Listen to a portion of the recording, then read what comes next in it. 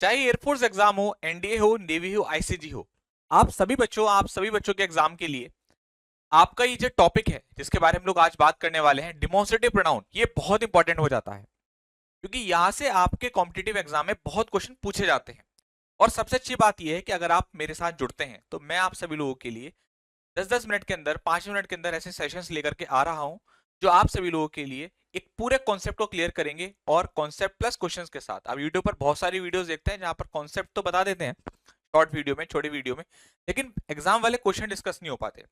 लेकिन आपके इस चीज को और बेहतर सॉल्यूशन करने के लिए, आपके इस तरीके को और शानदार बनाने के लिए मैंने एग्जाम वाले क्वेश्चंस भी डालने शुरू कर दिए हैं आपके इस कॉन्सेप्ट में, इस तरीके में। ठीक है, तो प्यारे बच्चों चलिए शुरुआत करते हैं। समय का ध्यान रखते हुए तुरंत आते हैं हमारे डिमॉन्स्ट्रेटिव प्रोनाउन के ऊपर, जानते हैं प्रोनाउन का एक बहुत बेहतरीन और शानदार टॉपिक आपका ये है। सबसे पहले तो हम लोग बात करते हैं कि आखिर डिमॉन्स्ट्रेटिव प्रोनाउन होता क्या है। सबसे पहले तो ये जानना जरूरी है। तो प्यारे बच्चों, ऐसे प्रोनाउन जो पॉइंट आउट करते हैं, मतलब कि इशारा करते हैं, है ना, जो क्या करते हैं प्यारे बच्चों, पॉइंट आउट करते हैं। क्या कहा उसने? Demonstrative pronoun is a word that is used two point out. इस पॉइंट को हाईलाइट करना आप लोग। किस लिए यूज होता है बेटा? ये पॉइंट आउट करने के लिए यूज होता है। किसके लिए यूज होता है? ये पॉइंट आउट करने के लिए यूज होता है, मतलब कि इशारा करता है। क्या करता है? इशारा करता है, पॉइंट आउट करता है। किसी भी पर्टिकुलर पर्सन को कर सकता है, जगह को कर सकता है, वस्तु कर सकता है, किसी आइडिया को, किसी कॉन्सेप्ट को ये बता सकता है। अब सबसे पहले बात आती है यहां पर कि भाई उसके बाद जो बात आती है वो ये आती है कि डिमॉन्स्ट्रेटिव प्रोनाउन कितने टाइप के होते हैं। तो डेफिनेशन समझ में आई। कैसे मैं आपको ये बता रहा हूं, क्योंकि अभी पहले टाइप बताऊंगा फिर आपको ये बताऊं कैसे पॉइंट आउट करता है। आपके सामने ये चार मेन डिमॉन्स्ट्रेटिव प्रोनाउन है, दिस दैट दीस दोस। आप कभी भी बोलते हैं कि this is a girl, that is my pen, है ना। मान लो पेन बहुत दूर रखा है तो आप बोलेंगे that is my pen, this is my pen. तो आपने जैसे ही दिस दैट दीस दोस का यूज करा, तुरंत एकदम से मन में आता है कि हम क्या कर रहे हैं, किसी चीज को पॉइंट आउट कर रहे हैं, मतलब कि इशारा कर रहे हैं। बात सबको समझ में आ रही है? तो ये कितने टाइप के होते हैं, दिस दैट दीज दोस। अब इनको समझते हैं पहले कि भाई दिस का मतलब क्या है, दैट का मतलब क्या है, दोस्त का मतलब क्या है, इनको समझते हैं अच्छे से। आइए एक एक करके पूरा टॉपिक क्लियर करूंगा। सबसे पहले हम लोग बात कर लेते हैं, जो हमने टाइप जाने हैं दिस दैट दीज दोस, इनका क्या मतलब है, कैसे ये यूज होते हैं। तो देखो बेटा, सबसे पहले अगर मैं आपसे बात करूं दिस के बारे में, तो दिस जो है ना हमारा, वो एक सिंगुलर के लिए यूज होता है। दिस और दैट इस सिंगुलर के लिए यूज होते हैं, ये भी और ये भी, ठीक, सिंगुलर के लिए यूज होता है। जबकि दीज और दोस ये आपके प्लूरल के लिए यूज होते हैं। किसके लिए यूज होते हैं? प्लूरल के लिए यूज होता है। आगे लिखा भी है कि this use for singular, that use for singular, these use for plural, those use for plural. मगर डिफरेंस क्या है भाई? दिस का यूज आप कब करते हैं? जब आप चीजों को पॉइंट आउट करते हैं जो आपके नियर है। Use for things near and singular, उन चीजों के लिए यूज करते हैं जो आपके नजदीक है और सिंगुलर है। दीज कह दो इसका बड़ा भाई है, दिस का बड़ा भाई कौन है? दीज है, या बड़ी बहन, बड़ा भाई, जो भी है ना। तरीका बता रहा हूं मैं आपको। ये पास की चीजों के लिए तो होता है लेकिन प्लूरल के लिए होता है। एग्जाम्पल के लिए बताता हूं, जैसे मान लीजिए मेरे पास ये एक पेन है, तो मैंने क्या कहा? This is my pen. अब ये पास में है मेरे, तो मैंने क्या कहा? दिस इज माई पेन, ठीक। अब यही पेन की जगह पर मैं दो पेन और ऐड कर दूं, तो अब ये एक पेन नहीं रह गया। अब कितने पेन हो गए मेरे पास? तीन हो गए। तो अब मैं दिस तो यूज नहीं कर सकता, मगर पेन मेरे पास में है, मैंने क्या बोलूंगा? दीज आर माई पेन्स, ये मेरे पेन है, राइट। अब हम दैट पर आते हैं। दैट किसके लिए यूज होता है? सिंगुलर के लिए। मगर आगे वर्ड देखो, फार, दूर। अब यही पेन बहुत दूर रखा है, आपने कहा sir where is my pen, मैंने कहा दैट इज योर पेन, वो रखा तुम्हारा पेन, वो कॉर्नर में रखा हुआ है। तो जब मुझे दूर के लिए इशारा करना पड़े तब मैं दैट का यूज करूंगा। वही अगर आपके काफी सारे पेन्स और दूर रखे हैं, मेरे पास आप आए कि सर मेरे पेन्स कहाँ हैं जो मैंने कल आपको दिए थे, तो मैंने कहा देखो वो कॉर्नर में रखे आपके। अगर यही पेन अभी तो मैं कैमरे से बाहर नहीं दिखा सकता आपको, यही पेन अगर मैं 2 मीटर 4 मीटर पे रख दूं और आपको से मुझे दूर की तरफ इशारा करना पड़े, मतलब वो रखे उधर आपके पेन, तो जहां दूर की तरफ इशारा करना पड़े वहां पर हम लोग क्या यूज करते हैं? या तो दोस या दैट। दैट सिंगुलर के लिए, दोस आपका प्लूरल के लिए। उम्मीद करता हूं ये यहां तक बात क्लियर आपको हो गई होगी। प्यारे बच्चों, ये रिकॉर्डेड वीडियो है ना। वीडियो सेक्शन हम लोग रिकॉर्डेड वीडियो देते हैं, तो आप लोग क्लास के बाद कमेंट करना। अगर ये वीडियो प्रीमियर पे लगी है तो उसमें कमेंट मत करना, आप आराम से बाद में कमेंट करके बताना आपको ये वीडियो कैसा लगा। अभी हम लोग समझते हुए चलते हैं। अब देखो भाई, मैंने आपको जो एग्जाम्पल दिए, जो आपको टाइप बताए दिस दैट दिस, उसके ऊपर एग्जाम्पल आपके सामने है। जैसे दिस इज माई पेन, जैसा कि आपको समझाया मैंने, दीज आर माई पेन्स। अगर वो पेन एक की जगह पर तीन हो जाए और पास में है, ध्यान रखिएगा दिस और दीज पास के लिए आता है। अगर यही पेन एक है मगर दूर है, मतलब घर आप सपोज कीजिए गली में है, तो आपके दोस्त ने कहा कि भाई तेरा घर कहाँ है, तो आपने कहा दैट इज माई हाउस, वो कॉर्नर वाला जो सबसे पीछे दिख रहा है ना, वो मेरा घर है ना। और 2000 आप भाई आपके शूज हैं, आप मान लीजिए तीसरी मंजिल पर हैं, ऊपर थर्ड फ्लोर पर हैं, नीचे आपके जो है वो रेलिंग है या कुछ भी ऐसी चीजें, आपके शूज पड़े हुए हैं गाड़ी के अंदर, तो आपके फादर ने कहा कि भाई जूते कहाँ इधर, वो देखो 2000 माई शूज है ना, वो रखे हुए जो गाड़ी के अंदर है, राइट। तो हम लोग बेसिकली क्या यूज करते हैं प्यारे बच्चों, चीजों को बताने के लिए दोस्त का यूज हम कहाँ करते हैं, दूर के लिए, दैट का यूज दूर के लिए, मगर सिंगुलर ये प्लूरल के लिए, ये दोनों हमारे पास के लिए चीजों के। तो उम्मीद करता हूँ यहाँ तक बात एकदम अच्छे समझ में आई होगी। अब हम लोग आगे बढ़ते हैं बेटा। अब हम लोग किसके ऊपर बात करने वाले हैं, एक बहुत बड़ा कंफ्यूजन बच्चों को होता है, ये भी आपके भाई ने आपके लिए यहाँ पर मतलब एडिशनल चीज आपके लिए ऐड करी है, क्योंकि मन में सवाल आता है कि सर हम लोग एडजेक्टिव टॉपिक जब पढ़ते हैं तो वहां पर हम लोग पढ़ते हैं डिमोन्स्ट्रेटिव एडजेक्टिव और डिमोन्स्ट्रेटिव प्रोनाउन, वहां पर हम दिस दैट दिस दोस का यूज करते हैं, और यहाँ पर भी यही कर रहे हैं यार, दोनों में डिफरेंस क्या है फिर। वहां भी हम लोग एडजेक्टिव की बात करते हैं, दिस दैट दिस उसका यूज करते हैं, यहाँ भी हम लोग बात कर रहे हैं तब भी हम लोग यही बात यूज कर रहे हैं, तो फिर अंतर क्या हुआ। आइए तो आज हम लोग यही बताते हैं। पहले आपको मैं यही बताता हूँ कि डिफरेंस बिटवीन, इससे आपका वीडियो और बढ़िया हो गया, आप लोग और खुश हो जाओगे, गुरुजी ने, हमारे बड़े भाई ने, अनुज सर ने ये वाला डाउट क्लियर कर दिया। बेटा आपका भाई अनुज सर, आप हमेशा याद रखना, आपके लिए बेहतरीन काम करने की कोशिश करता हूँ। डिमोन्स्ट्रेटिव एडजेक्टिव और डिमोन्स्ट्रेटिव प्रोनाउन के बीच क्या अंतर होता है। अब देखो आपको ये बात बहुत अच्छे से पता है, एडजेक्टिव हमेशा नाउन के साथ आता है। एडजेक्टिव क्या क्या काम है, नाउन को मॉडिफाई करना, नाउन के बारे में एडिशनल इंफॉर्मेशन देना। तो आप लोग यहां से याद कर लीजिए भाई, ये है तो एडजेक्टिव ही, डिमोन्स्ट्रेटिव एडजेक्टिव हो तो क्या फर्क पड़ता है तो एडजेक्टिव हमेशा नाउन के साथ आएगा। कौन, डिमोन्स्ट्रेटिव एडजेक्टिव। और डिमोन्स्ट्रेटिव प्रोनाउन कभी भी नाउन के साथ नहीं आने का। कैसे, आइए एग्जांपल समझता हूं। दिस कार इज माइन, अगर मैं आपसे पूछूं यहां पर ये दिस क्या है, तो आपको सबसे पहले सेंटेंस पढ़ना है, आपको दिस कार, कार क्या है, नाउन है। अच्छा सर ने बताया था अगर नाउन आ रहा है तो ये क्या हो गया, एडजेक्टिव हो गया, डीए। ये क्या हो गया बेटा, डीए। दिस यहां पर क्या है, डीए है, डिमोन्स्ट्रेटिव एडजेक्टिव।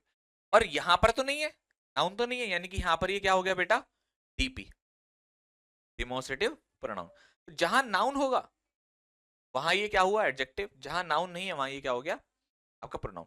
लिख भी रखा है, दिस दैट दीस दोस के बाद नाउन आता है आसान भाषा में तो ये एडजेक्टिव होता है, जो आपको मैंने ऊपर समझाया। अगर नाउन नहीं आता तो ये प्रोनाउन होगा। इतना आसान है। चलो बेटा आगे बढ़ जाते हैं, है ना। अब कुछ चीजों को थोड़ा सा प्रैक्टिस करके देखते हैं, थोड़ा इजी प्रैक्टिस, फिर कॉम्पिटेटिव एग्जाम वाले क्वेश्चन देखें। दिस आर माई बुक्स, एक बार आप लोग खुद ट्राई करो कि इसमें क्या गलती आपको नजर आ रही है, एक बार खुद से ट्राई करिए, एक बार खुद से ट्राई करें आप, देखिए आप लोग एक बार क्या आपको इसमें एरर नजर आ रहा है। अब देखो बेटा पहला क्वेश्चन देखिए आप, दिस आर माई बुक्स, हम बुक्स के बारे में बात कर रहे हैं और लगा रहे हैं यहाँ पर दिस, गलत है। हमें यहाँ क्या लगाना चाहिए बेटा, हमें यहाँ पर लगाना चाहिए दीज, तभी तो हमारा प्लूरल सेंस होगा, क्योंकि दीज का यूज हम लोग किसके लिए करते हैं, प्लूरल नाउन के लिए। दोज इज माई कार, अरे भाई एक कार के बारे में बात करो, कार्स होता तो अलग था, फिर आ रहा था यहाँ पर, आप क्या करोगे यहाँ पर, क्योंकि दोस्त की बात कर रहे हैं तो दैट लगा दिया। ये हमारा ऑब्वियस है, हमारा कॉमन सेंस कहता है कि जब हम दोस्त की बात कर रहे हैं तो ऑब्वियस सी बात है दूर की चीजों के बारे में बात करोगे, इसलिए दैट। अब आप कहोगे सर क्या यहाँ पर दिस लगा सकते हैं, लगा सकते हो, लेकिन एक कॉमन सेंस क्या कहता है आपका कि आप आपका एग्जाम में आपका जो क्वेश्चन दिया है जिसने, वो दूर की चीज के बारे में बात कर रहा है, तो आप यहाँ पर दैट का यूज करें, वो ज्यादा बेहतर है, ठीक है। This types of books is useful, बच्चा कहता है कि सर एक काम कर दीजिए आप, दिस टाइप, अब देखो यहाँ पर इज लिखा हुआ है ना, यानी कि वो यहाँ पर आपसे क्या कह रहा है कि आपका जो सब्जेक्ट होगा वो कैसा होना चाहिए प्यारे बच्चों, आपका सिंगुलर होना चाहिए, है ना। इस प्रकार की जो किताब है वो कैसी है बेटा, यूजफुल है ना। अब प्यारे बच्चों आप यहां पर देखें कि उसने इज लगा रखा है, यानी कि वो एक किताब के बारे में बात कर रहा है, दिस, तो यहां पर आप दीस मत कर देना, यहां पर हम टाइप्स के साथ चेंज करेंगे, दिस टाइप ऑफ बुक्स, इस प्रकार की जो किताबें हैं, ऑफ के बाद तो नाउन प्लूरल आता है, तो यहां तो कोई दिक्कत नहीं है, ठीक है। तो बेटा आप लोग ये गलती मत कर देना कि आपने यहां पर दीस कर दिया, अगर आपने मान लो यहां दीस कर दिया तो ये क्या हो गया, दिस टाइप्स ऑफ बुक्स, फिर गड़बड़ हो जाएगी, क्योंकि अगर आपने दीस टाइप्स कर दिया तो आगे वर्ब भी चेंज करनी पड़ेगी, सही तो हो जाएगा लेकिन हमें चीजों को सही करते हुए चलना है। तो यहां पर आप क्या करोगे, दिस टाइप ऑफ, ठीक है। और बुक्स क्यों आए, क्योंकि नाउन ऑफ के बाद जो नाउन लगाते हैं वो प्लूरल लगाते हैं, ठीक है, जैसे वन ऑफ द बॉयज, ठीक है, neither of the girls, right, याद आएगा। अब हम लोग चलते हैं कॉम्पिटिटिव एग्जाम वाले क्वेश्चंस के ऊपर चलते हैं, यहां पर क्या चक्कर है। आपने अक्सर बहुत सारे एग्जाम्स में ये क्वेश्चन देखा होगा, the climate of Mumbai is better than Delhi. आप देखिए यहाँ पर क्या गलती है और डिमोन्स्ट्रेटिव प्रोनाउन की जरूरत यहाँ पर क्यों पड़ी, क्योंकि देखो यहाँ पर कर रहा है वो तुलना, एक तरफ तो उसने रखा है क्लाइमेट ऑफ मुंबई, की तुलना कर दी दिल्ली से, क्या किसी भी शहर का क्लाइमेट किसी शहर से ज्यादा बेहतर हो सकता है या उसके क्लाइमेट से? भाई मैं कह रहा हूं ये पेन मेरे फोन से बेहतर है, तो आप कहोगे नहीं सर गलत है। एक पेन को दूसरे पेन से कंपेयर करेंगे, तुलना करें समान। अब यहां पर उसने क्या कह दिया, उसने आपसे कह दिया कि भैया मुंबई का क्लाइमेट दिल्ली से बेटर है, जबकि उसे क्या कहना चाहिए था कि the climate of Mumbai is better than, यहां पर मैं काट कर क्या लिखता हूं, द क्लाइमेट ऑफ दिल्ली। ये उसको बोलना चाहिए था। अब बात बराबरी की हो गई, मुंबई का क्लाइमेट दिल्ली के क्लाइमेट से बढ़िया है, लेकिन ये क्वेश्चन अभी भी गलत है। आपके भाई ने आपको बेहतर समझाने के लिए एक स्टेप फालतू लिखा है, क्योंकि पहले मैं आपको ये बताता हूं कि तुलना बराबर कैसे हुई, क्लाइमेट की तुलना क्लाइमेट से।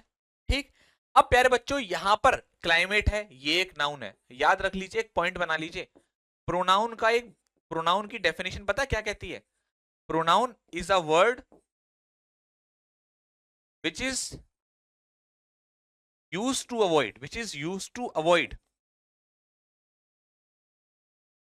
the repetition of a noun। मतलब नाउन के रिपीटिशन को रोकता है कौन? प्रोनाउन। जहां पर नाउन रिपीट होने लगे वहां पर कौन आ जाता है?